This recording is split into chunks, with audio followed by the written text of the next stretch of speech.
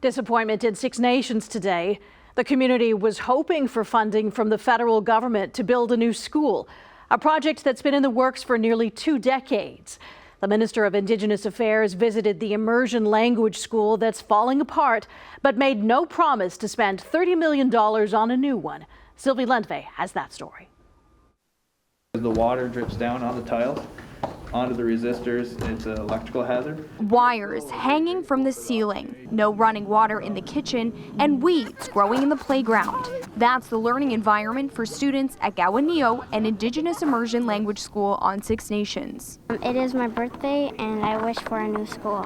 Whenever there are public announcements made of funding for schools in the neighboring areas, my children consistently ask, why not us? I just think that it's so unfair that the kind of playground that our kids have as opposed to any other school. I think it's just kind of one of the little things, but the school is a major thing that our community needs to enrich our languages and culture. Right now, the students are forced to attend classes at a nearby lacrosse arena.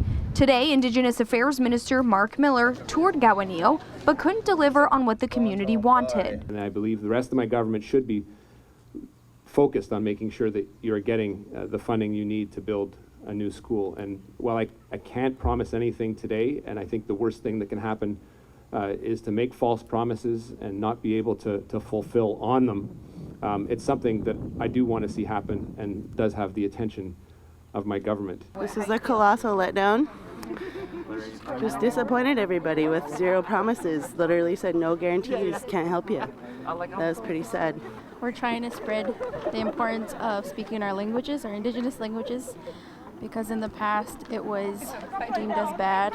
These are the grounds the community hopes the new school will be built on. The design plans have been done and redone again over the 17 years they've been working with the federal government to make this happen. The community has raised over $100,000. The Six Nations elected council has donated $2 million, but they still need that $30 million from the federal government. This community does get supported by Indigenous Services Canada, but for the capital builds, the money just hasn't been there, and that's what we need to go back and get done. The community says there is enrollment demand for the immersion school, but they just don't have the space, with only 14 classrooms. We can only accommodate 15 students in these rooms, and they are split grades. The community says they will continue to fight for a new school. Sylvie Lendvay, CHCH News.